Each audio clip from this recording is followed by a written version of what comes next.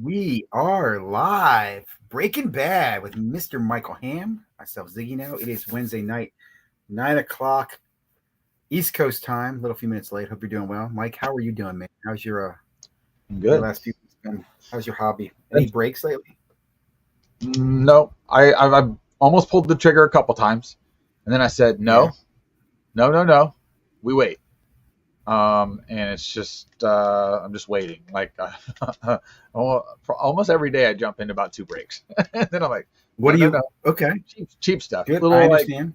a buddy, on Facebook does a group, and it's anywhere from 3 to 5 blasters, megas, whatever it may be, and it's $15 to $25 to get in at a random. Um, so it's like, okay, because it's so cheap. And then I'm like, no, I'm waiting. I'm waiting. I'm waiting. I'm getting ready to go to the National, spend a bunch of money there. Other stuff's going on. And then, I'm waiting for Topps Chrome. That's what I'm doing. I'm waiting for Topps Are Chrome. you And it's going to be sad. It's going to come out. It's going to be $1,000 a box. And then I'm not going to be able to buy it. I'm going to have to fight for it at retail. It's gonna be fantastic, Ziggy. I can't wait. it cannot be $1,000 a box. It cannot, don't Why? say that.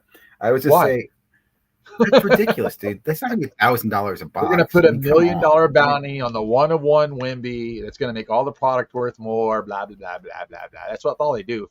Half these bounties what's are going on fake with Topps? crap. Is Series 2? Is Series 2 going up because of Wimby and CJ and that? I Yep, don't know. yep. I'm That's not it. chasing Yep. CJ. It is. That's the only reason people have really jumped into it.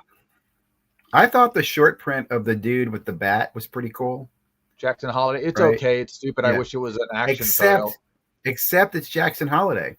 So my thoughts are there. What if Jackson Holiday never comes out of the minors again? Or if he gets back into the majors every time and shits the bed. Yeah, he just never becomes good. I mean, that's why they pick him. I thought they could have picked somebody else. Like, I don't know. It was an interesting I pick. just thought they would have done more things, and then that wouldn't have been the image that they chose, unless they were going to do, a Billy Ripken fuck face on the bottom of the bat or something funny. Then okay, cool. Yeah, they But don't have those balls. They don't have those well, I mean, balls. Come even on. create some type of different scarcity with the The shit short they print. hold on. They should have put Fanatics face. Now, listen, I've seen Because then people we'd all be like, "Hey, that's fuck face. Get it? Fanatics face, fuck face." in one of the threads I've already seen where somebody painted his face like the Joker and said Topps needed to do this instead. It does look a little creepy. The picture looks a little characteristic. I He's don't know. It looked weird. he's a little creepy looking sometimes. He kind of looks like, what's the Carrot Top? If Carrot Top had a kid, Mhm. that's Mhm. Jackson Holiday.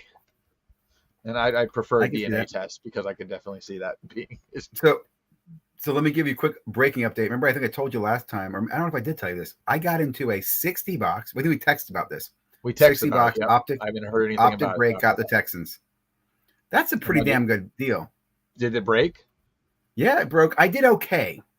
Because Nothing Optic's been stellar. a giant ripoff this year.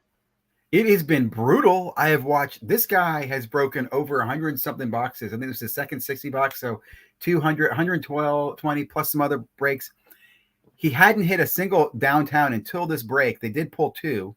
One was a Metcalf. The other one was Will Levis. And then they pulled their first big hollow quarterback, which was Bryce Young, but nothing else. I mean, I got several base CJs. I did get one of the purple shock CJs. I might have had two CJs purple shock. I got a My House Prism, silver Prism. I'm trying to think who's hitting the good stuff in this product, because I mean, I've watched a lot of breaks. I just peek into things, watch the end for the reviews, and they have not been good for what the cost is to get into this stuff. And I don't know if they short printed Stroud. I don't know, but I mean, it doesn't feel like he's being pulled as much as Bryce Young is. That's for darn sure. I think it just has. I just think it's shitty retail and the terrible correlation. Because here's my thought. I think the reason I got into it, I'll be honest, was because of the delay of Optic Hobby. I thought, you know what, there is an opportunity to get in some of this, maybe get some hits, grade it, and have it available before Hobby comes back. So that was like, I think that purple shock, if I get it back this week, get it into grading, that'd be a good move. But I'm not going to do more. Like I was just watching tonight, the guy dropped a 10 mega box PYT break. And I'll say again, 10 mega boxes. The Texans were $175. I would have totally jumped on that cheap. if I was going to get into another break. Yeah, exactly. I think, to chase just some Stroud color, I think that's a fair, very fair price. Yeah, I'm not telling you my honey hole though. I'm not telling you, but you are I great. don't You're need not your going to find honey him on hole. Breaker Comp. No, I did The tell last thing you. I I did want, tell you. I know, Chat, but I'm I'm not. not. I don't even want to be put in the situation that I want to go and get into a break. I understand. Okay, like it's just like Donruss clearly came out, and I was, I'll go check out the Buccaneers cards. There's one Buccaneer in it. It's Baker Mayfield. There's only one Buccaneer insert. It's Baker Mayfield, and it's numbered to 50, and that's it. Well, like, what's the point of me getting into a case break of that, and nobody's under 40, $50? I'm pretty much not getting a card at all. Like, at that point, just buy the card. And the first one came out, sold for a bunch. So now everybody after that's been like, oh, this is what it's worth, but nobody's bought it. So there's been nobody that just said live auction, let it rip, other than the first guy.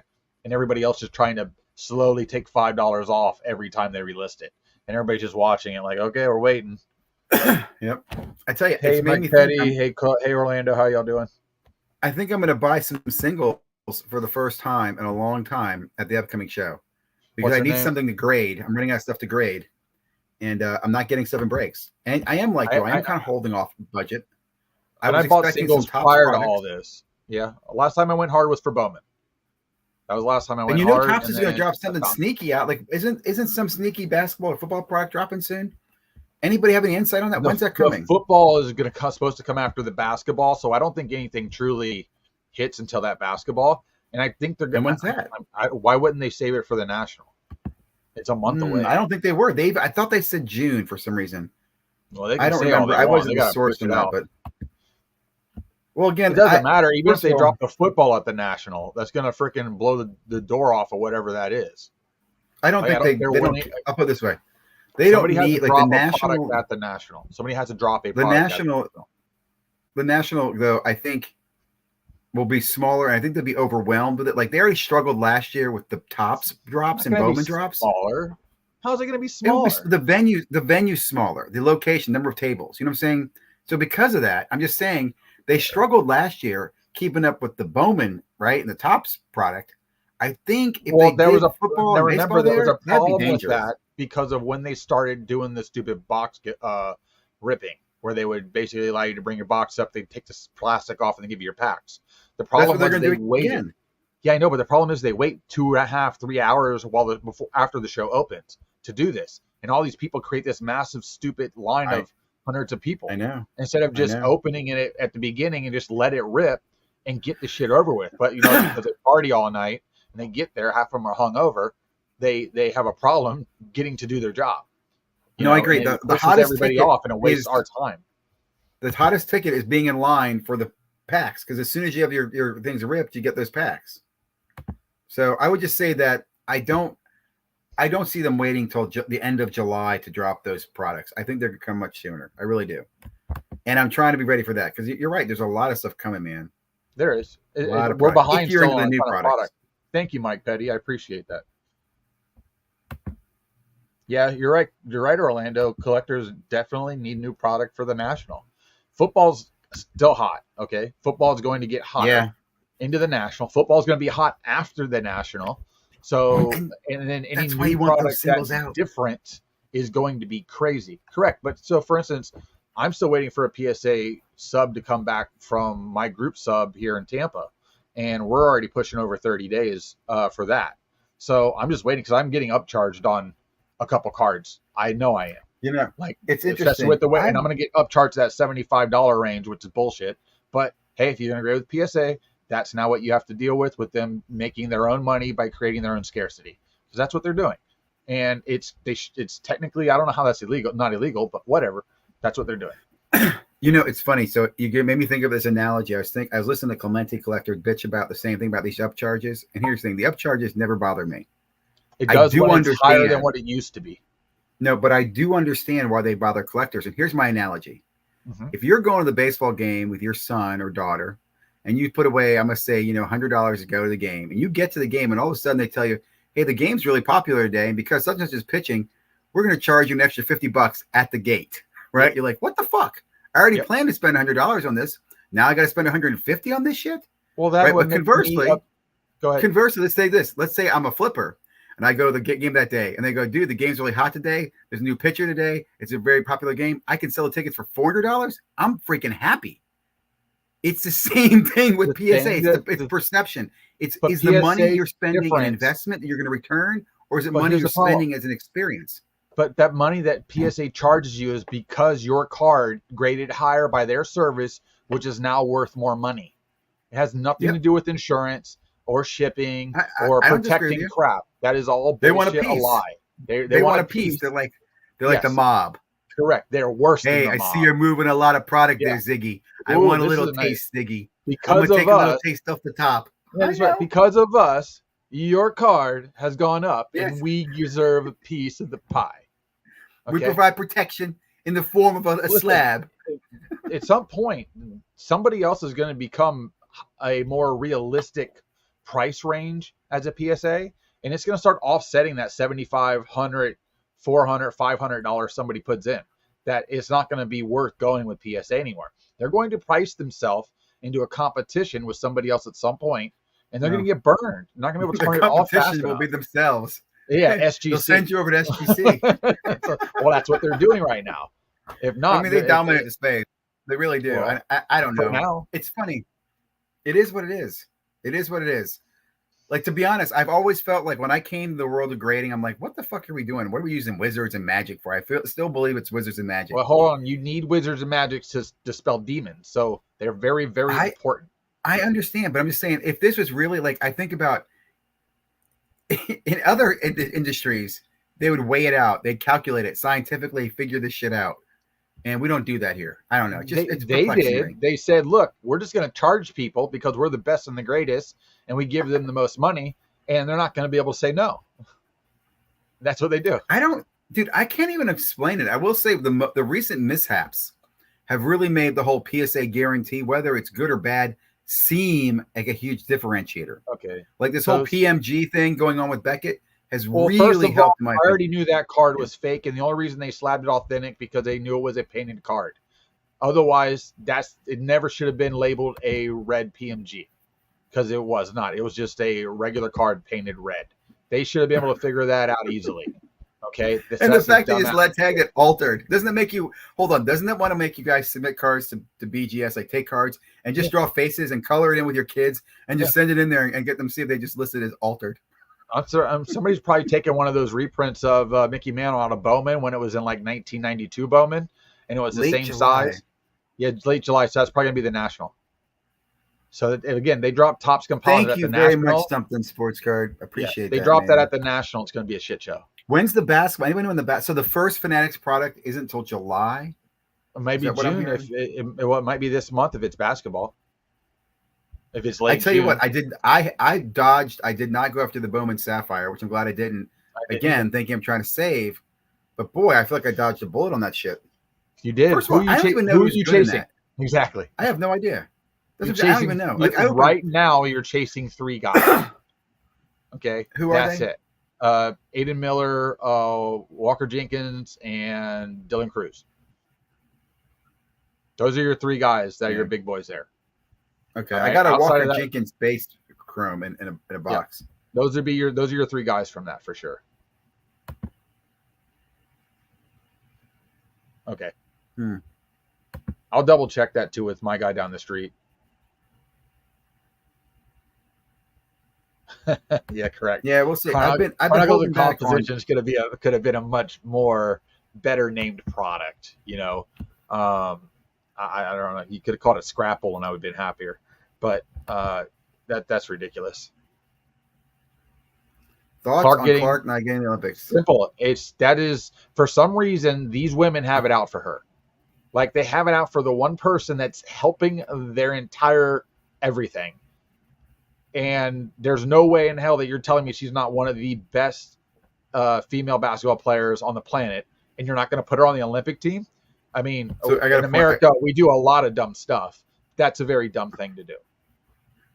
I heard today, and this is news to me, I think this might have been announced earlier. Did you know Mbappe did not make the French Olympic team? Yeah, but that's politics. Really? Politics. Okay, if you don't know a lot about Mbappe, that guy doesn't shut his mouth. He's a very politically driven person. And he's to the point that he caused his own country a lot of problems and names, and Like that's my reason I have not gone out and got a really nice Mbappe. He is, yes, one of the top 2 to 3 players in soccer and will be for a long time, but damn, his mouth gets in his way. He needs to shut it. So my take on the Caitlin Clark thing. And plus, Mike Petty said Mbappe is hurt. Mbappe is hurt, and it's probably more than his feelings. I don't care. Ziggy, you should care. I don't. So if this was the care? mid '90s and they left Michael Jordan off the Olympic team, would you care? I watch men's basketball. I don't care. I don't care. You've watched more women's basketball this year than you ever have, even if it's just highlights. I did because I was betting on it, not because I cared. It made you bet on it, so that makes you care. The spreads were good, man. You got to chase the spreads. I put it this way: it's a hype thing right now. I just don't care. Like, I just don't care. I'm not trying to be negative to it. I just don't, and I think I'm the majority. I think most people don't care. There are a lot of new fans, and the thing's selling out. It's experience. It was here in DC, and had it not been sold out, maybe I go. But I care because there are more people caring, but I think a majority just don't care. Rivalry. There's a rivalry. What rivalry? Where? Reese and Clark. No, there's not. Oh, give me a break. Yes, there is. I don't care. It's like Lois and Clark, baby. I'm telling you, you're gonna see it. Reese and Clark. It's gonna be like Lois and Clark. Well, I will say this. I'll wait. Next year, you guys can remind me that I was wrong when this is a year 2 rivalry. But I really think that we won't remember or care about this in a couple of years. I just don't. I mean, I could be wrong. With more Christian Slater. Part of it is men have to support this, and I don't know if we're really going to support it long term. They are. Men have to support sport. Well, we are right now. They're supporting Caitlin Clark. That team's already out right now. But we're still drunk on the NCAA tournament. Just ended a few weeks ago, so it's like, oh yeah, she's still playing. Yeah, I'm still a fan. Pulling out our college jerseys for her. Yeah, man, we're a fan. But dude, in 2 years, are we really going to give a shit when she's on a fever team that hasn't done anything? Probably. Are we still going to be racing into the stadiums? I don't know. I don't think we will. I could be wrong. We'll see. I'll give you another example. I will make a play. Okay. I will make a play in breaks that are priced properly to go after the fever. Abso-fucking-lutely. And if I get those cards, I will grade them and sell them in the next 6 months during the hype. And I'll go Caitlin. You do that with everything else. But I'm not going to worry 2 years from now and be like, oh, man, you sold the rookie of the best female player ever. I'll be like, nah, I don't think I did. And if I did, it's okay. I think I'm going to worry about it. I'll be okay. Yeah, you'll be fine. You'll just be happy that you owned it. By the way, what's going on with your Wemby? No status update. No Have status you reached update. out? Still a panini. Every once in a while I call and be like, hey, why poke the bear? Oh, I poked the bear, buddy. Bear bite. Well, I thought I'm going to probably call before July. But like, I'm thinking about this, dude. I don't want, like, what they told me. I don't want them to. I don't know. I don't want that to. I don't know. You don't want to put the pressure on them? I will. Saying, hey guys, I know you have a card printing machine in your I don't office. want them to. Here's the thing. I don't want them to give me panini points. I don't want them to flip. I don't want them to decide to give me panini points. Is that worth? Like, hey, just come by the booth and give you a black box. But how many panini points is that worth? I don't know. 200,000. I'm going to assume that the value of it would be $3,000 for the card. 3,000 is my opinion. Non-graded. If it's in a good shape. Not and raw, and that's expecting to probably come in a PSA 9. I think it's a $3,000 card. I think one sold for $5 that was a PSA 10, but that was a while ago. And I think prices are dipping. You think if you could reprint the card, you would want it to be as perfect as possible? Like print 4 or 5 of them, and then send the best one. I agree. It should be pristine. In fact, I thought about it. Should I send it to BGS? Should I send it to Beckett? Because PSA's already graded it. Well, but you can easily tell PSA, and listen, But you have a story that you can say, listen, this is a different card. Yeah. There's this follow. I agree. Now you can regrade it now a 10 and you can move along with our lives. And I'll give you your extra money since you graded this great card a 10. So let me just say this. Honestly, when it comes back, I do plan to provide them documentation that this card has a replacement. And I'm going to send them back the sticker of the PSA 6 that this card was cracked. It was returned factory damage. And here's the new one. I plan to do that. But I still am concerned. I still am concerned. They could be like, fuck you. We're going to grade it 6 again. I was reading Mike Petty's comment. I'm sorry. I'm still behind. I'm doing a You're not that far behind. There's only, I don't even know how many people are in the chat. So we'll see what happens on it. I'm not rushing it. I feel like I will tell you this though. I am gonna send another card in. I got this variation, but it's way off centered. Then why send it in? Way off centered. Because I can. can. You like 8s? Okay.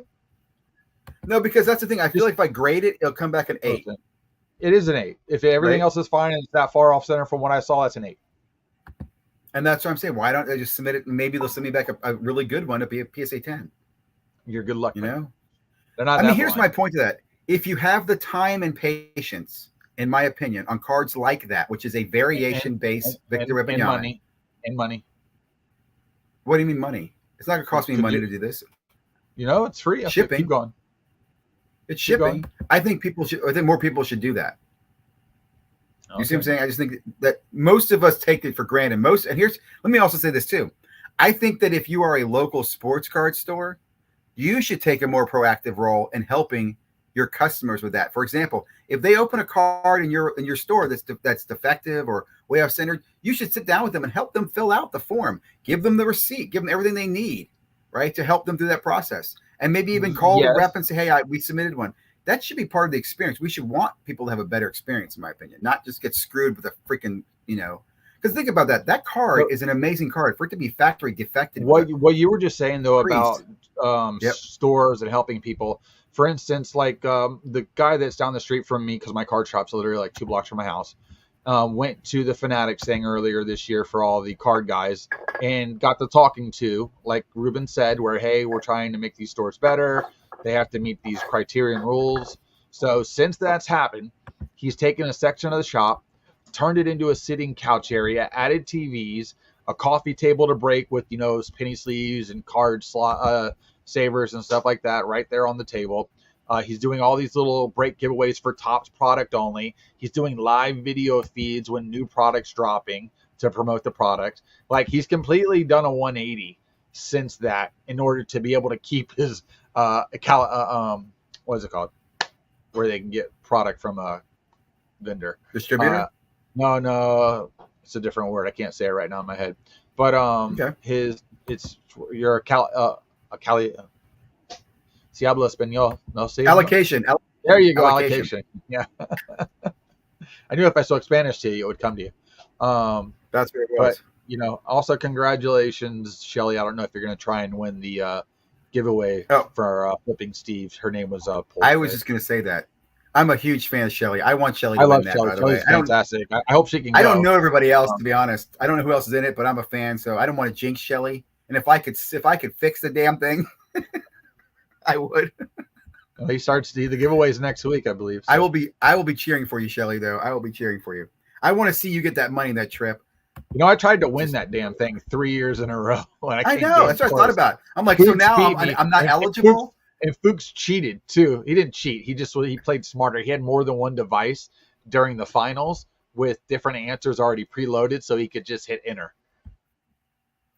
Yeah, I also felt like I can't compete this year. Like I kind of wanted to, just because I played in the damn video. And then I'm too close to the situation at this point. No, but so I should at least get some comments.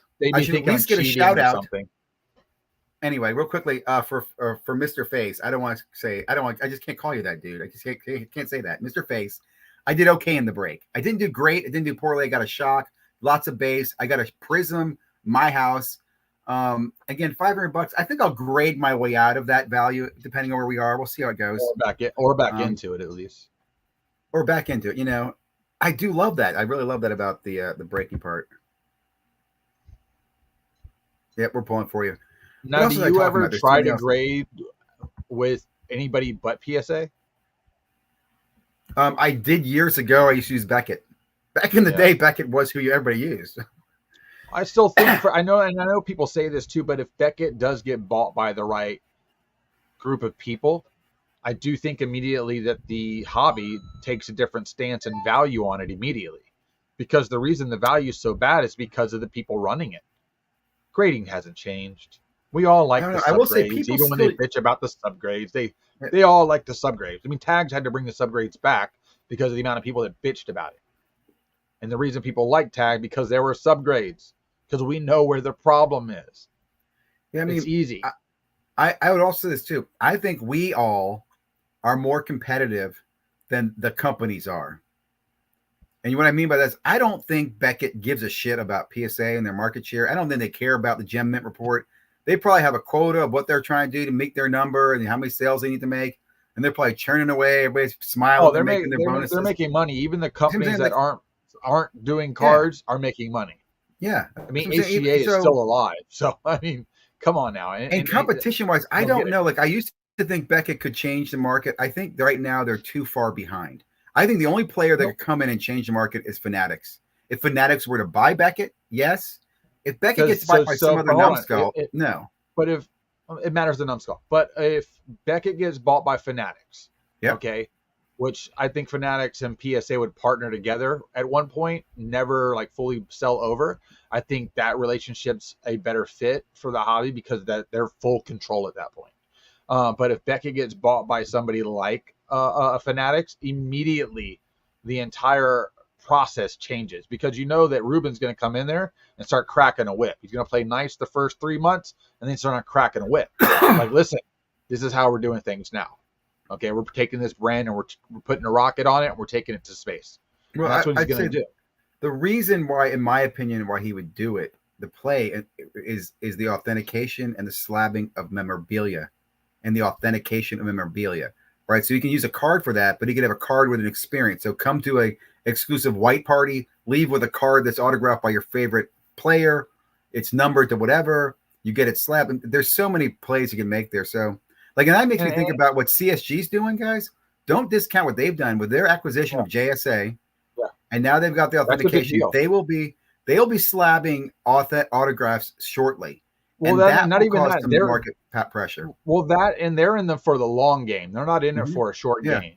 They have a 10 to 20 year plan for that. They know that there's work that has to get done and it's time oriented.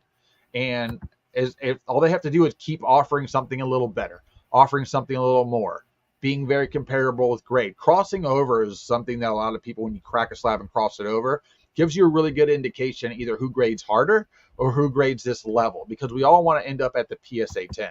But if people are grading harder than the PSA 10, which we saw earlier, and then they go and grade and it gets even worse at PSA, then you're like, okay, because CSG, for instance, just to get a 10 was like beyond a 10 at a PSA. That was borderlining black label at Beckett, because they were putting a strict restriction in for these things. And the problem is still that we do not have a consensus of grading in the hobby. We don't know what we're supposed to all be looking for. In the old Beckett magazines, it showed you a blown up image of a corner to give you an idea of a corner at good, fair, gem mint, pristine. So you had an idea what to look for. Like, you would get the good idea at 10 times magnification.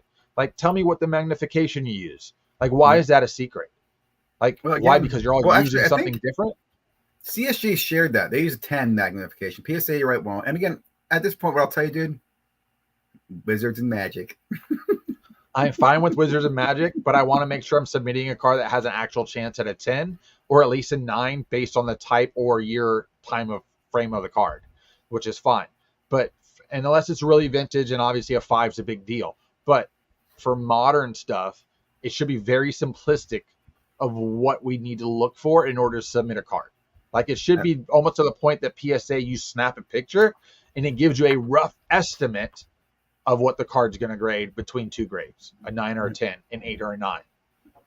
Like, where's that at? I don't disagree. And it's weird when you see these modern cards come back with 6s and 7s and 8s, you're like, how the hell did that happen? I mean, that to me, it always blows my mind. How you have, again, I mean, how many dings? Like, I used to think that like one ding is like a half a point, and that's how you get down to where you are. I don't know how they make the scoring. That's why to me it's Wizards and Magic. I will say real quickly, I want to talk about, I saw this guy open one of the new slabs. He put it in the freezer, and then he was trying to open it, and it was a pain in the ass, dude. He was twisting and bending. Steve, have you seen Steve's latest video where he catapulted it? I saw that, but he hasn't tried to crack one yet, has he? Yeah, he has. He said it's miserable. Yeah, I hear they're very difficult. That's interesting. Yeah, they're actually much more durable. I didn't see this Big Ken guy about having his. Oh yeah, I was gonna leave it there. So now, like, I was at the show.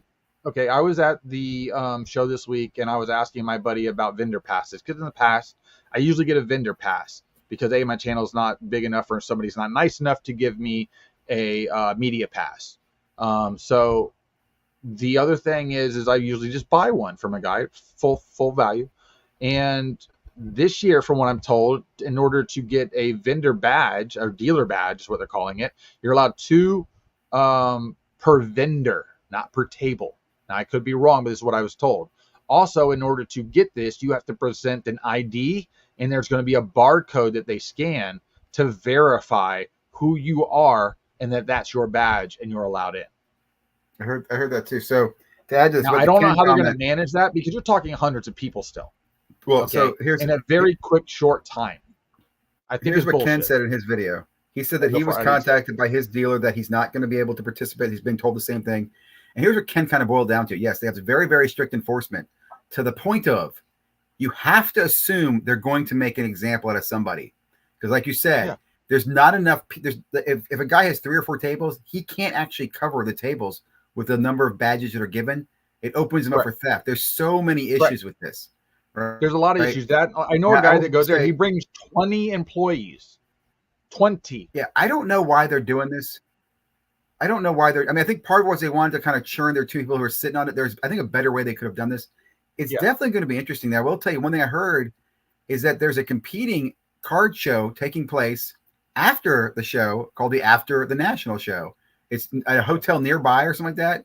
And somebody else said there's I think Ken mentioned there's a soccer trading night or table night. So there are people setting up competing or not competing, complementing shows because of Cleveland. The after and also I think it's North shows. Is that going on after as in later in the evening or after as in the following week? Same day. So on the Wednesday, Thursday, Friday, the After National Show is 6 p.m. to 1 a.m. 6 p.m. to 1 a.m. I don't know the location. I'll say I've reached out to the guy who's listed as a contact, and it is North Shore Cards. He kind of got back to me, and then he went quiet. So so I told Ken about him. I told a couple other people about him because he was selling tables for $500. In my opinion, that's a steal to have a table at the national location. I know you're not at the national, but in that area, why is that if you're a dealer, you can walk around and just trade with regular people and sell without a table. Hold on, if you can get a table at a show that's actually I think 100 tables that's going at the same location in the evening, I think that's going to get a lot of traction. I really do. I think they'll do really well there. But I don't even know about this. I don't know about it, so it's not going to help them. I'll tell you this. I don't know show sizes either. Like I don't know how big Chantilly is, but they charge like $600 for a table at Chantilly now. That blows my mind. I don't know. I mean, tables here in Tampa for monthly shows don't cost anywhere near that. I mean, that blows my mind. Maybe $125 here or something, but that's it. So I will say I did sell a bunch of cards last week. I did a bulk sale of a whole bunch of my Prism PSA 10, that's cool. Monopoly, Wemby's, and I used that money to buy retail and to get in the optic break. I did better in the optic break. Okay. Listen, the retail was awful. The back end of the retail right now is horrible. Like, you can't I got mega boxes of select. I got select mega boxes. I think out of 7 select mega boxes, I only hit 2 Wimbies, and they both were. One was a Concord, the base, and the other one was like the next level up, blue. That's it, base. That's it. I really like the select die cuts this year that are circular. Nothing good. That go with the logo. I love that design and some of the variations of it, but to try and rip it, hell no. Nope, no. I've been right there while I get stocked, and I'm like, not touching that shit. There's no point. It's not cheap enough. If it was $20 a blaster, yeah. The new I don't prices, disagree with you. It's not like it doesn't hold value either. Select drops value like a freaking rock. Correct. And there's a lot of drops value too. Yeah. And there's more of this stuff now than there ever has been. So even whatever you think you don't see out in the wild, somebody else is hoarding a pallet, 2 pallets, 10 pallets. Like these big card companies. I'll say this is pallets. I miss Prism. I really do. I miss Prism football breaks and basketball breaks because I know it was expensive, but the shit we're getting now with Select and Optic is not going to hold. It's just not as good. Well, one of the guys that I break on, they've started, with Luka and stuff being in the finals, they started breaking Luka Prism and stuff. It's expensive to get into, but Oh I yeah, mean, there's the black ain't been found yet, so somebody's got to find it at some point, and it's going to probably be found in a break, either this year or next year. I say that card pops up, one way or another. that's gonna be interesting. Brett S says good morning, That's so I don't know where Brett is, but it's obviously morning, or Brett's been up good all morning night to and you, doesn't sir. realize the sun has already risen. Grinder, barely know her. There was another topic. How you doing, Five Tower? Good evening. Hello. Welcome, sir. What was another topic I was going to bring up? Did you see French the poodles. the PSA defects? The cards with the little lashes in there or whatever. You didn't hear about that? Yeah. On the inside of the correct. Yeah, I saw that. I don't really and care. PSA's response. Do you see PSA's response though? They don't. They're not doing anything about it. No, I saw it, but yeah, they're not. It's probably just a bad batch of stuff. They can't do anything about it, and it's such a minor thing. Like, first of all, why do you care that minor little thing's there? It doesn't affect the card. I don't know. I mean, I don't have one to complain about. The people who've been complaining say it makes it look like there's a scratch, and you people who don't want to buy the card, they'd rather have one without it, which I can kind of understand that. Like, people get picky about that shit. Yep. But I don't have one to say, to make an argument. I don't know if they're all the same. I'm assuming my PSA submission is going to come back in the new slab, so I'll get a good run on that. My issue is when you get a brand new slab, it's already got scratches on it. Usually, what looks like roller marks, the same thing you get with a card. And like, how is this thing not crystal clear and in perfect mint condition, and it's just got slabbed? Like, I don't get that. So there's something wrong with their process of when they press these, or the product that they're getting is not being molded properly, or something's wrong with the mold. Because that's the only thing that would cause those pre-indent scratches already on stuff. Otherwise, there's zero reason that thing shouldn't come back. Like if you literally bought the brand newest thing on the planet, like a brand new phone, you pull the screen piece off, it should look like that. Like I would like it to come with little pull-offs like a screen. Like when I pull it off, it is mint. It is crystal clear, as pretty as it's ever going to be. Why? Like, what's up with this? Well, I'll tell you, I think there's an opportunity with this PSA screw up though. Right? I think someone should come out with stickers, a bronze, a silver, and a gold, and you can give how bad is the blemish, right? You got a real bad bronze one. You got a gold one. It's a really good looking one. You got a platinum one. You know what I'm saying? Just charge an extra few bucks and give a grade of the defect from PSA. So the wolf shirt clarified his grinder comment, using a grinder to get through the slab, not grinder the website. I like Orlando's comment here that his local card store sends the card straight to PSA. Do they pay for that, or do they just give the customer a discount to do that? I do like that they have it. They probably have group breaking, just like we do here.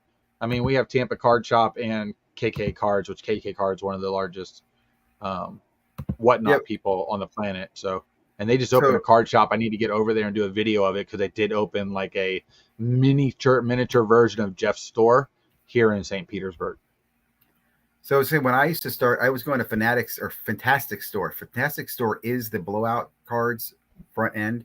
And I do remember when we'd open cards there, they would laugh at the idea of sending cards to PSA. We'd all joke about it. Like, only the old people send the cards to PSA. Everything went to Beckett. Yeah. And I think they gave you a discount too to send to Beckett. But I remember, like, I sent all my Otanis to Beckett from 2017 mega boxes, my Chrome. Well, I mean, I remember PSA in the late 90s, early 2000s, people talking about grading and stuff. And it was still a joke at that time. It was like, why? Like, I can tell a card's centered myself. I can tell it's got good four corners myself. I can tell the edges are good myself. I can look at the surface myself.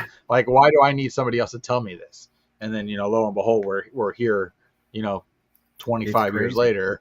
And now everybody takes it as gospel and creates, intrinsic value on the same card that could be in another slab of the same grade, and you assume it's better or worse simply because of a thing called a registry. I agree. I want to start interviewing random people on the street, lightly explain stuff to them, and then ask them. And then I already know they're going to say the opposite of what we all say, but it's going to be funny that inside the hobby, we create all these fake rules and all these unrealistic expectations on stuff when most people could give two shits about it. I try and think of it it's like the Matrix. It's like leaving this world and going to another world that's very similar to this world. It has rules like this world, but it's really fucking fictional, man. I mean, because like I saw somebody post today, there was like a green PMG that sold for as much as the Jordan autograph thing, right? And the comment was, and the PMG was some random player, but because it's a green PMG of this player, and like you said, because of collectability, went for a lot. And the comment was like, how do you explain this to a card collector that this one went for more than that one? I'm like, try to explain that to just a fucking any random person in our country, and then take that message to a third world country where they're starving or there's war or poverty, and go, yeah, man, someone's paying this much money for this fucking green card. But you did say green PMG. That holds a lot of weight because there's only 10 of them. Only because we know that. Half of them have been destroyed, so there might be 2 of them left. How do we know there's only 10 of them? Why do you believe there's only 10 of them? Oh, no. Only the first 10 are printed. I remember when I know, but why do we believe that? Because Upper Deck told us that? Right? Because that's all. We've never seen more than 10 of any of the greens. Nobody have we ever seen 10? Have we ever seen 10 of them? There have been 10. I think Reggie White has 10 green PMGs. They're all numbered. They're all numbered 1 through 10. No. My point is, are all of them out? I think the Reggie Whites are all out. There are a few that are all out. You can probably. What about the Jordans? No, I don't think all the Jordans are out. But who's opening? I also, be honest with you, I cannot believe that people value that card, because in my opinion, it is completely. I understand, but it's manufactured scarcity. It's not his rookie year card. It's not an autograph. It's just a card made the random year. They made 10 of them, stuck in a product, and everybody goes, "Woo, it's green and shiny." What other card that year or prior that there were 10 or less of Michael Jordan made? Look, I'm not. I don't. Hold on. Here's the thing. This is why. This is why that medal's such a big deal. I'm trying to play the role of the guy outside the sports card world, because that's what he's going to say to you. I don't know. I don't give a shit. It's the first. But I can easily say, how many Michael Jordan autographs are there? And you go thousands. How many of this? And how many are PMGs? Green, 10. Okay, who wins? No, that's not the same thing.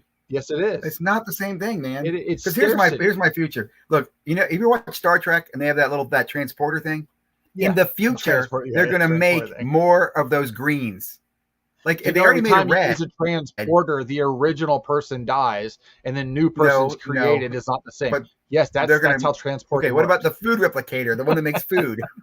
Same thing. It's not the same as the old one. Here's another quick point. That fake PMG. So that guy. Here's the way I look at that. Some master criminal's like, okay, I'll paint this red. See how it goes. Right? And it went in and it got accepted. He's like, holy shit. Then he's like, now I'm really going to do it. Now he's painting it red. He's putting the serial number on the back, and he's putting the emblem on the front. And he's going to get it through. If I could get a really bad copy, I want to get aluminum foil and press it on it and then paint it. Yes. I want to make a fake one. Come here. Everybody should make a fake one. Like BGS should get hammered.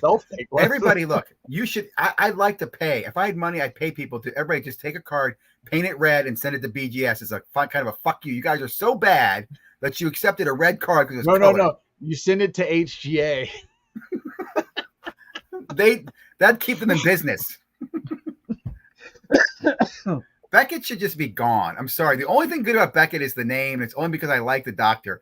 But the company should be done. It should be done. PSA I think Dr. Beckett. Too. You know what? Here's the thing. I bet you Dr. Beckett can't say this, but he'd be happy if that damn company was dead too, because it's probably an embarrassment to him. He's probably like, you guys are fucking shit up, and I'd like to see it stop. I think his main love of everything in the past is the magazine, not the grading. Because I have an old Beckett. I graded. I mean a PSA, whatever. Yeah, Beckett that I grabbed at a yard sale the other day, because these are the pluses. I don't know if y'all know about the pluses, but the pluses. Look at these pictures, baby. Oh my goodness, I can see what I'm looking at. It's like porn, man. Card porn right there. You can't do that today. I don't know what year they stopped making the pluses with all the images and all the variations, so it doesn't confuse your brain when you're trying to now go look up on, cardboard.com or whatever to try and figure out what the hell you're looking for. And rarity, this gives you that scarcity. It shows you images of not everything, but I would say probably 85% of everything, especially once inserts became a big deal. And, in some of the articles, and I'm going to post an article of the Beckett magazine that talks about the 87 Fleer Jordan versus the Star Card. And this was from 2004, I think, is where this discussion was. It was a two-page article. And I'm going to post it on like my Instagram /YouTube shorts or whatever. As just where you can kind of like, I'll leave it up long enough where you can read the article, or at least you could pause it. Yeah. I can't really make a video out of it because YouTube now creates that as a short. When you try to make a small video, they just throw it as a short. So it is what it is.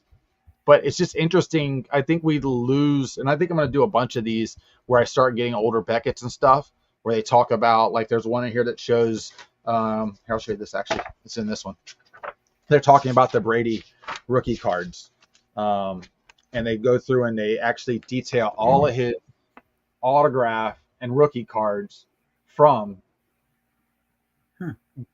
all the way up to this time. It shows that you guy everything. has some great research. They really Great do. research. I've heard that. This is I've heard that 2004. over and over and over. And that's So, what like, I'm saying. I don't think they care. So obviously big deal, this card. Yep. It was selling for $350 in 2005. Yep. And it shows you the graph of how it went up. And that's, yeah, I mean, and that's the autograph one, correct? That's the autograph. Well, he didn't have a base card. It was either Yep. autographed or it was numbered out of 100 autographed. That's Yep. it. There's no base for that specific card.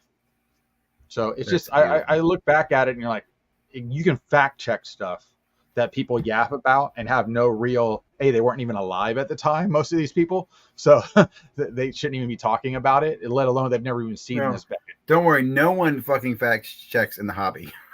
That never happens. That's not even important. I do. People can't remember. Here's a quick question down here. I want to answer this. Bar gold for 75K or gold Victor Kaboom for 55K. Which one's a better investment long term? This is definitely the gold. Long term, well, gold at some point is only going to be valuable if the And how much long Anunnaki term come we talking? back looking for it. But if Wemby plays for 5 years, I guarantee that card's worth more than that bar of gold. I'm still taking the bar of gold. 5 years from right now, look at it. We'll look this back up, Ziggy. Okay. Hopefully you're still alive. And Okay. then Hopefully I am. Thank you. Thank you. And if I'm not, someone check on Mike because he must have fucking done something to me. But yes, 5 years from now, I do think I'd rather have now. So if I'm buying the gold now, do I get the appreciation of the gold in the future? It should be worth more, correct? Yeah, oh, yeah. We assume that. Okay, yeah, totally taking the gold. We assume that. Now, if you gave me 75K of silver over the gold, I'd probably do the silver. Really? I think it has way more upside.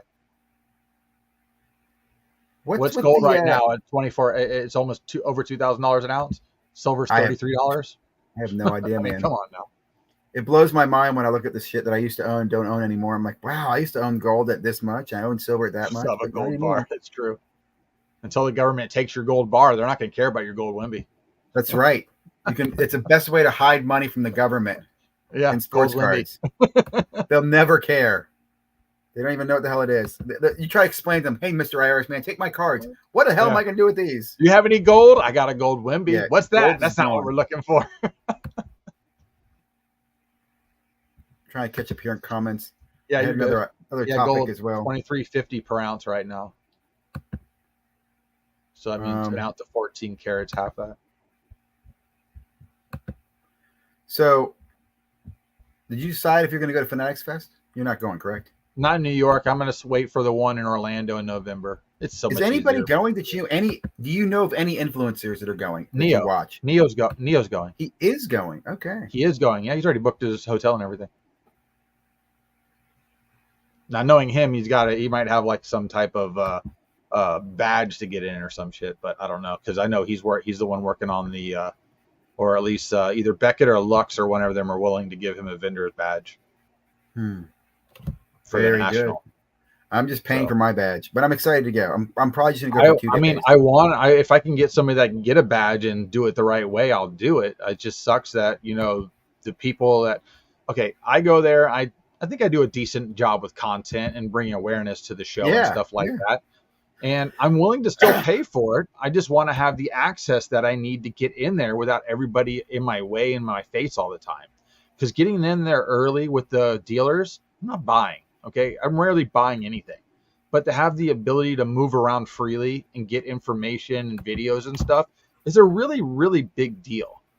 Because once people are in there, they're in your way. You can't get to tables. Well, so you don't want, you don't want to take the camera out the same way. I understand. Correct, and it's just like it becomes very daunting. I'm there all day, every day. Like once that show starts on Wednesday, that's my life until I jump on my plane. Well, see, that's why I would say I don't know, man. I went to Chantilly and I stopped doing as much media stuff. I'm not going to go get a media pass this year at Chantilly because I really feel like, why am I doing that? You know, like, and not trying to I be haven't been to that mean. show, Like, so I don't know. it's like I'm not why. trying not to promote them. I'm a fan of them, right? But am I promoting them because they're giving me a badge? I'd rather just be me, do what I'm going to do, and not worry about it. So, and you're right. You get so much grief from some of them. I was surprised about Dustin being upset about the National and not having a sponsorship. I'm like, really? But he should have a sponsorship. He has enough subscribers. He has more than Neo. That's not how they do it. They have a program you can sign up to be a national road to the sponsorship thing. You correct. Know that, so right? remember, Neo had to supply. Neo has submitted 4 or 5 times before he got a response. Well, I'll be honest. I don't think Dustin's his audience is who they're catering to. I'll put it that way. He has a large audience. It shouldn't matter. So does Roth Cards. Maybe they did some research. Well, I don't. As of right now, I don't know if Roth has a badge. I don't know. No, I know, but I'm saying just because Dustin has followers does not mean why I'd want him to be my road show guy. Like they have. I know. Well, then we got to worry about what Roth's sponsor or followers actually are right now because he had a massive spike out of nowhere. I know. You don't just add 30K in 1 minute. That's not how. And works. Again, I'll just put this out. No one cares. You know who else had a big spike? No one else. DAP's sports card had a huge spike. But remember, this is a very big influence when they're going to people and asking for sponsorship and getting more dollars. Okay. Well, let me just put this way. I don't know if you know who Syfy is on for gaming. All right, he's local here in Tampa, and I talk to him every single show, and he's like, "Man, you got to do this to your roles and this." He's like, "I can get you probably in with Disney, I can get you in with Marvel. You just got to do this, this, and this." Like there's literally a path to selling out that you can do and still be happy. I saw it on South Park. So it can put you up for auction. Correct. But you create value out of yourself by helping the brand. And I know sometimes you don't like that, Ziggy. Yeah, I know. It's not my thing. Correct. But there's a right way to do it that doesn't feel forceful, that the people still like. So you have to figure out where's the balance in the force, buddy. Well, I did see something somewhere where they're talking about they're not paying sponsors the same way they used to be because it used to be all about clicks and views, and they're realizing it's not getting people money, and it's too easy to fake. So this is how they're doing it now. So what it is when you go ahead and have a short or something, you have to meet a minimum criteria to continually meet their criteria for the contract. But as long as you are doing that out of X amount of videos, X amount of views, then they don't care. No care. Yeah. You know, because you're talking to this guy that I'm talking to. He throws something up for 2 minutes and gets 150,000 views. And he's retired. I also go back to I do think people are smart when they make buying decisions. I don't think they just listen to some idiot say, "Hey, buy this slab mag because it protects my fucking." I don't either, but this is why I hate the term influencer. Because honestly, I don't think we actually influence a lot of people. We inform based on I influence people or doubt. You haven't influenced anybody, Ziggy. I do. You know, people haven't blocked me. I've yet to buy that Panini logo. I don't. No, it's if because I get blocked, I'm getting blocked because you talk shit about them. And that means I've influenced them to block me. That is true. I'm not going to argue. I am an influencer. You are an influencer. It's not the influencer you're looking for, but it's the influence. Here's what bothers me. Some of the ones that block me, it's not like I said something mean to them. I just was contradictory or debated them, and they're too fucking cowardly. Just like, hold on. One that really gets I'll tell you who gets my goat. Sports card nonsense, if you're listening. I like them for a long time. They have blocked me. Sports card nonsense has blocked me. Yeah. Yet they're not blocked on my feed, and I have seen them comment on it. I always cheer they comment, but it just really bothers me. I like them. They should want to have a dialogue with me, and they don't. And there's lots of others like that. So I'll say that I'm definitely an influencer. I'm a fucking good influencer. Because they're blocking me. You're a conspiracy theorist, is what you are. I just like to poke the goddamn bear. You know, you're not poking the bear. You're running up and kicking the bear in the balls. I really laughing and pointing and running. I really enjoy this hobby too because it really is so different than my world, my life, my work, my family. It's like I can come here. It's like the Matrix. It's just fun. It really is. It's just a fun fucking place to be. I'm leaving this comment up here because I agree with this. Mike Petty says precious metal coin. Gold coins, precious metal gems. Dumbest thing ever. Right. I agree. Yeah, I agree 100%. I can't argue. And listen, I tell you what, at the end of the day, you know, we're buying these things, And why? Really, really why? I mean, don't know. I can understand that they're cool. You know, like, look, I bought a Mac Jones card. It's because it's cool and it was cheap. Numbered to 50, $5. I like the can't even relics get a and the blaster. autographs Come on, more. man. I don't like the cards only. I think cards only is weird. Like, I just remind myself, really? It's Don't worry, card Roth only. will probably get an audit this year from the IRS. That's a lot of subscribers. So you got to understand, everything comes with something. Dude, honestly, I think this is an easy business to write off your expenses on.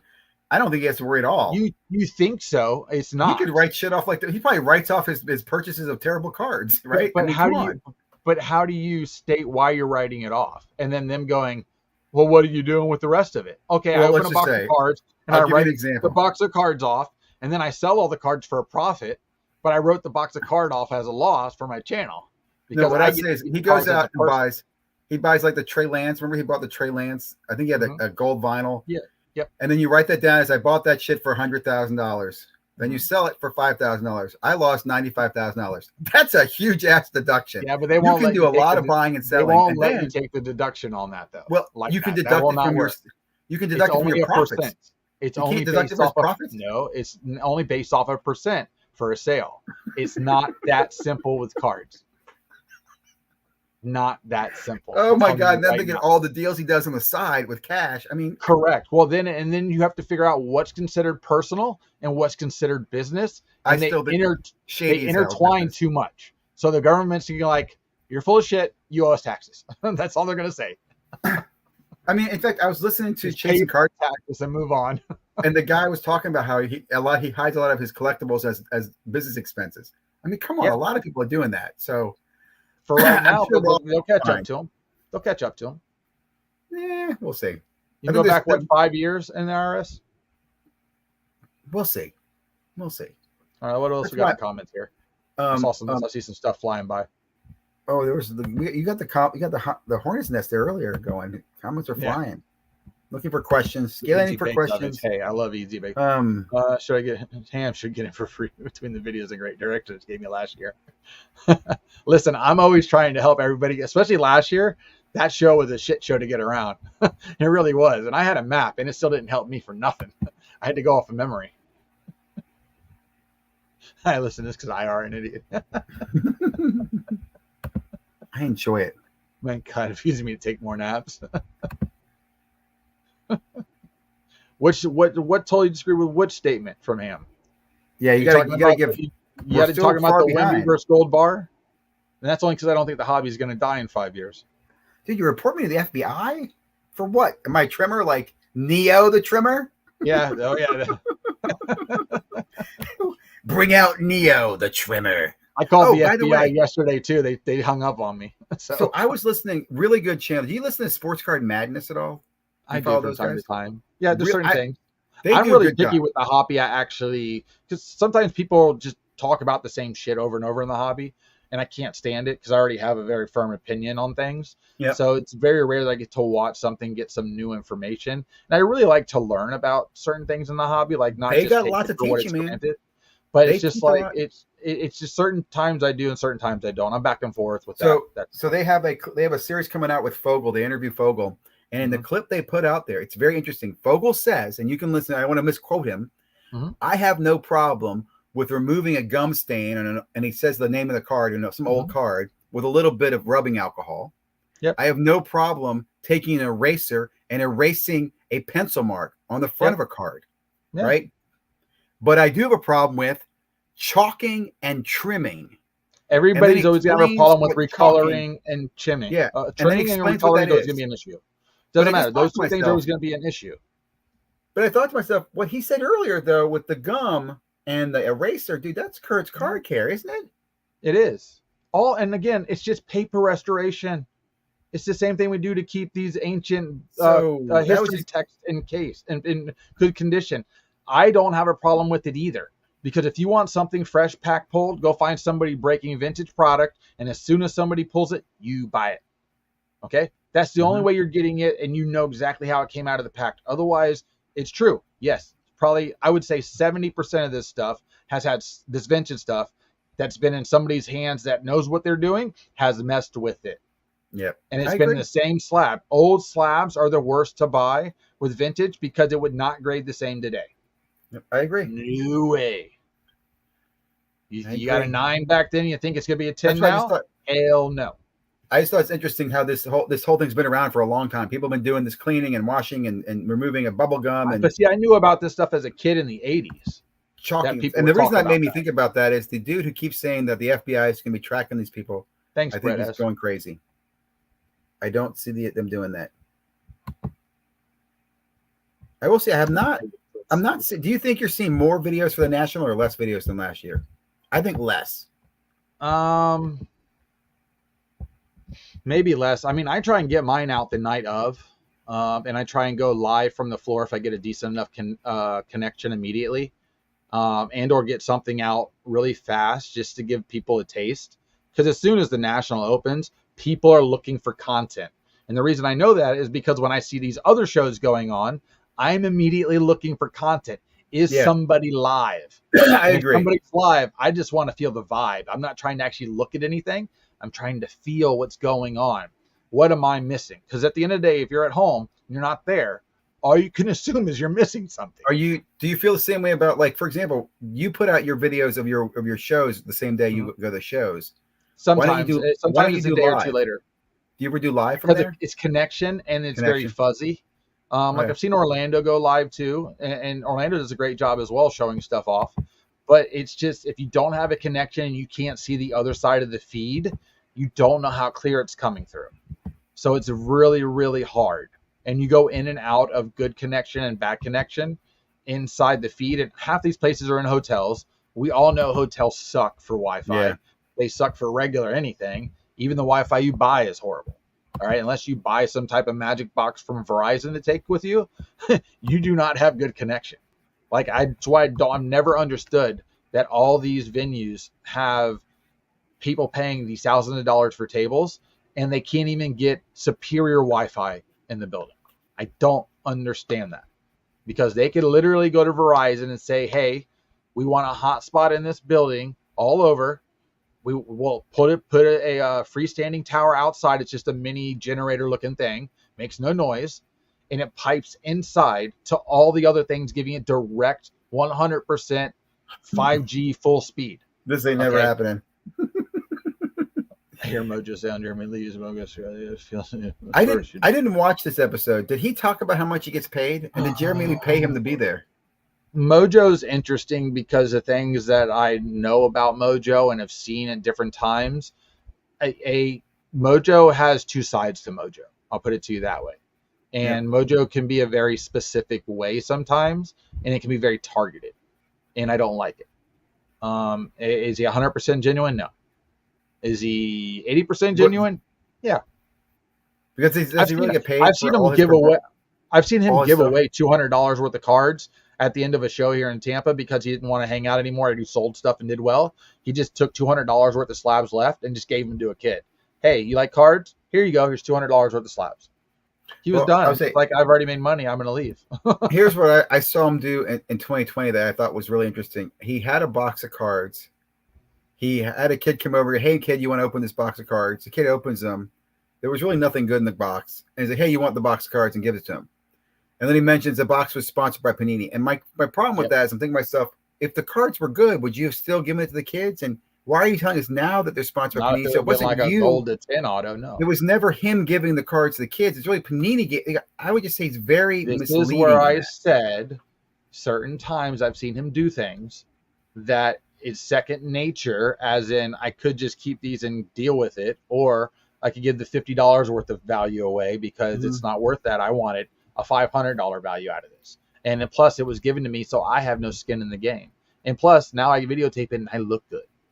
Like Bob Boozle said, he knows how to handle the marketing. He understands what he needs to put out there. Okay. But when you're standing there watching somebody videotape it or do 5 takes to videotape it, then you see the end cut. And then you realize that's not how it went down. Like I've watched deals go down and then they literally take 3 takes to redo the same thing over again after they originally made the first deal because they need it for content. And I understand some people get mad about that, but listen, TV shows are no different. You think The Bachelor is live and they're not recording stuff? Come on, it's the same thing. It's about entertainment, and Well, that's at the end of the day. Some of these people are entertainment people. I get it, so I'm not going to be upset about it. I've got the best entertainment, best content yet. I'm telling you, man. I'm working on it. It's going to come out. What are you throwing off of a tower? OnlyFans hot box breaks are coming. Okay, when you say hot box, is it literally hot? Oh, it's going to be hot, dude. Like you got a chick in a bikini breaking in a sauna. She's going to be naked. In a sauna. She'll be probably in a hotel room. I mean, the prism cards will hold up in a sauna. I don't know how to. I know this sounds crazy, but this is an untapped market. Okay. Apple juice. It's an untapped market. I'm already talking to people. Like, it's one of those things where I feel like I have to do it to make sure it's done properly. Mike, I understand why you would stop watching Jeremy based on the type of program he does, but like 1 or 2 shows he does a week, I do still enjoy quite a bit. I'm not into the whole, auction stuff. And that's where his angle's gone. So is what it is. I would say I agree. I'm laughing at Bob's comment here. Yeah. I agree with you. I don't love everything Jeremy does, but I do like the fact that he does have some interesting guests on. When I listen, I learn something, and I like that he's there. Like, I'll put it this way: if a new product or new service is out there, I will even push him. Hey, we talk to Jeremy. Do you follow him? I want him to come on there because I think you get some good stuff. It's definitely safe. He's not going to grill. He doesn't grill people. Well, he's not. Correct. He's not an interview show. He's safe. Correct. He's safe. He's like going on a late night show for regular TV. If you're going on Kimball or Fallon, they're gonna hit you with kid gloves. At the end of the day, which you need that in certain forms for other people to get stuff out, because then you can dog it the other side. So you need it. It does help actually. And people look at it one way, and you got to look at things another way. So, and fun fact, I might be on a Jeremy show in the future. So, we'll that'd be awesome, man. I'll say that what he does the best thing he does is he takes questions from the audience to the guests. Well, so he says it too, because I've asked very rough questions. I've asked mean questions before to people, and he's read them because it's coming from the audience. Exactly. Even though it might be something he wants to ask, but he needs you to say it. Yes. And that's what you have to look at. Yes, I agree. That's my point. Read through the lines. You have to read through the lines. Unless the question is completely tasteless and correct. Unless the question is tasteless, like if you want to ask a tough question, you can use Jeremy to get a tough question answered. He will reread that for you, which I applaud that. There is some level of censorship where he stops at some point, which I understand that's his right to do. Correct. And I understand too, he's protecting his guests. But I would say that's the best thing I like about it, is that if I see a guest on there, I know I can ask. And here's another thing too. I can ask a question that maybe he's not going to ask, but I know the guest is going to see it. So the guest, it's at least in their head. Well, like you know what I'm saying? And I'm not trying to be a dick. Mike's most recent comment was basically how Jeremy didn't challenge Kurt. I thought he did fine with Kurt, because first of all, there's a lot from watching. If you watch any of Kurt's streams or him talking about stuff, a lot of the stuff he talks about on his own all the time.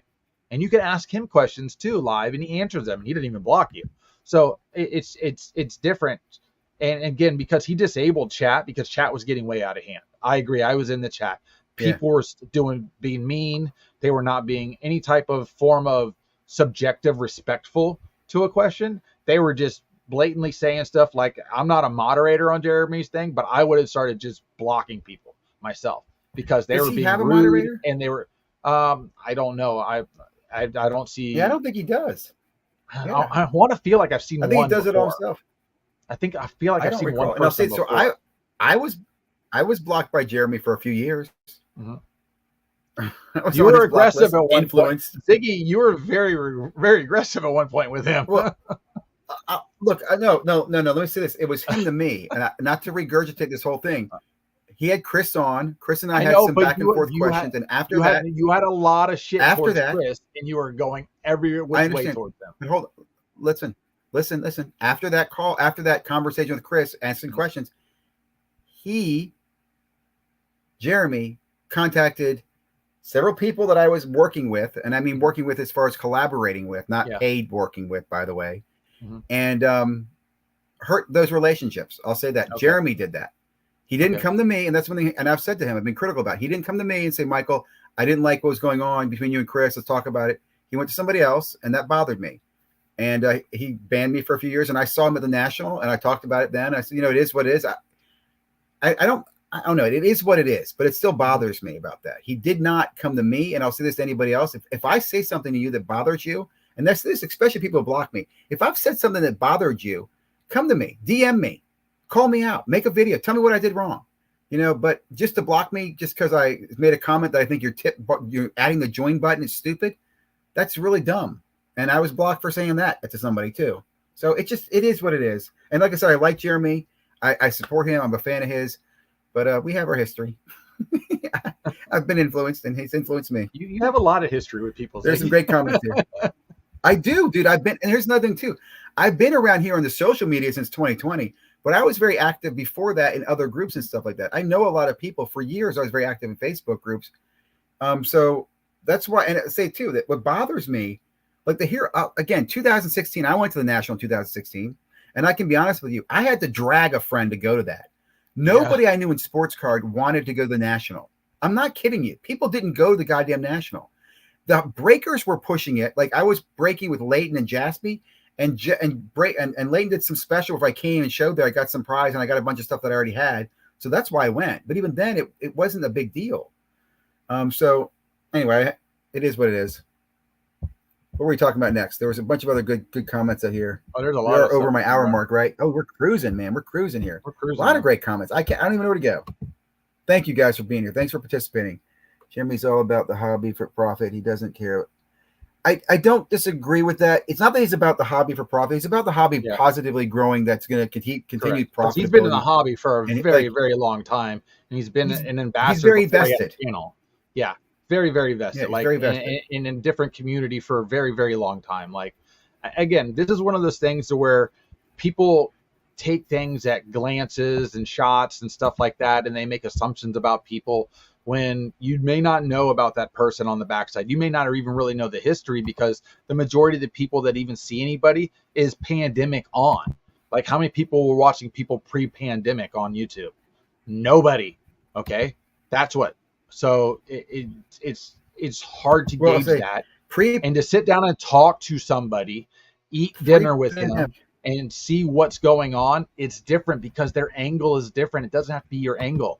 There's different versions of everything for everybody in this hobby. But just understand there's different versions of it, and you don't have to like it. But that doesn't mean you have to be upset about somebody else's angle. Because, yes, there's money to be made. Like, we're getting all upset because somebody's making money off the hobby. But last I checked, every card manufacturer makes money off the hobby. Every person that makes slabs makes money off the hobby. Every person who makes penny sleeves makes money off the hobby, or makes a new little backpack to carry your shit in, makes money off the hobby. They're all the same people. It's as simple as that. You're making money getting to do something you enjoy. That is the greatest gift in life. If you can do something you enjoy and make money at it, why the hell would you not do that? Why? No, I don't disagree. I think, but the problem is with those people who have shady histories, who then make money off the hobby. Shady history that we don't need. But a card manufacturing company, I would say making. I'll give you an example of shady history. Selling a repack product that you've not completely repacked out, that you're making the repack as you go, 100%. And you're selling that to major breakers. That is shady as fuck. That is Jesse Craig. 100%. That is Jesse Craig. I agree. Okay, guys, that's Jesse Craig. And we have Jesse people Craig that look after the bad people. Who the hobby today trusts. They trust Jesse Craig. I don't trust Jesse Craig. Give you another shady character. I'm just telling you the hobby does. Give you another one. According to the conversation. According to who? I don't know anybody that's ever told me they trust Jesse Craig. I'm around a lot of people. I'll tell you here. Florida, and I don't know one person that likes Jesse Craig. Okay, I'll tell you where I'm getting this from. Rovell verified the $925,000 star card sale. It Rovell's was Jesse Craig. Rovell is an idiot. He is so new into this hobby. It's not funny. He don't have any real connections. But you do see the transfer of trust there. People come to the hobby, you're going to read Rovell. They're going to believe that. They're not going to go back and go, you watch your local news, do you believe all the crap they're telling you? Because if you do, then you're not looking at the outside of the box. I feel like I'm beating a dead horse. I know what you're saying. Let me go back. I do want to go back to the story before COVID, though. There were some good content out there. I want to give you an example. Mojo Breaks, not Mojo the idiot. Mojo Breaks, and I don't mean to be called an idiot. That's not fair. Mojo, the young man who does what he does. Mojo Breaks used to put out a show every week, and they'd go over what's going on in the hobby happenings. And I can trace this back to 2017 because I remember specifically the first off the line boxes that came out, and when the servers crashed, and I had friends who were protesting, and Panini actually hooked people up in the protest on that show. So I'm just going back to point out there was good content out there. There was action and there was stuff. It wasn't like COVID made it all happen. And I love Mojo Breaks. So shout out to Mojo Breaks as well. That's my story for pre-COVID. Great content. Oh, another great one too, by the way, Breaker Culture. They were out there before this. Breaker Culture was basically, they did reviews. You could post information about breakers, about products. They're the ones that posted when the Brandon Cooks dude did what he did. They posted the review about him and linked to him. So he got banned. Breaker Culture, by the way, is what Ty Wilson came from. Ty Wilson started Breaker Culture. He went on to create Bench Clear, and now he runs Chasing Cardboard. But he was a degenerate breaker. It was great back in the day. Back in the day. Anyway, it's been a great chit chat. I'm going to go ahead and close it down. Shut us down. Unless there's any comments or questions out there. I really enjoy these happy shows, happy nights. I'm excited too, man. I got PSA cards coming. I read that. Break cards coming back. Talking about Jeremy, but I don't fully agree with it, but I understand where you're at on that.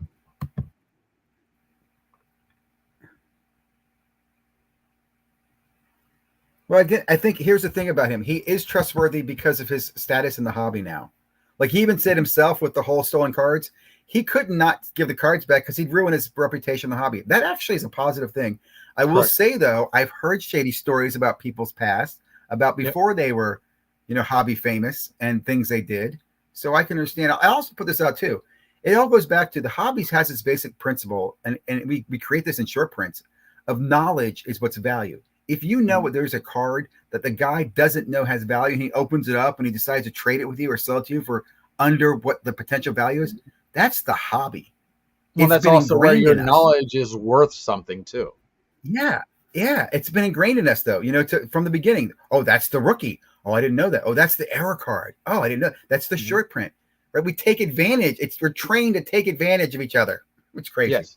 100%. Think about it. Every dealer taking advantage of you when you sell them a card. But does that shady? Is it shady? So that makes every dealer shady. No. That's hold on. Human nature. Yes, it is. No, there's a way to make a fair offer, and there's a way to be an asshole. And a lot of them will sell a kid a $30 Pokemon card that's worth $20. Okay, because they're shady. But here's the difference. And again, it's just a personal preference. Some people will buy a card, walk across the room, and sell the same card for $50 more. I would rather walk across the hall, make the deal happen, and maybe I get paid for the deal, but I'm making two friends and I'm making two connections for the future. But just difference in preference. That's how different people are.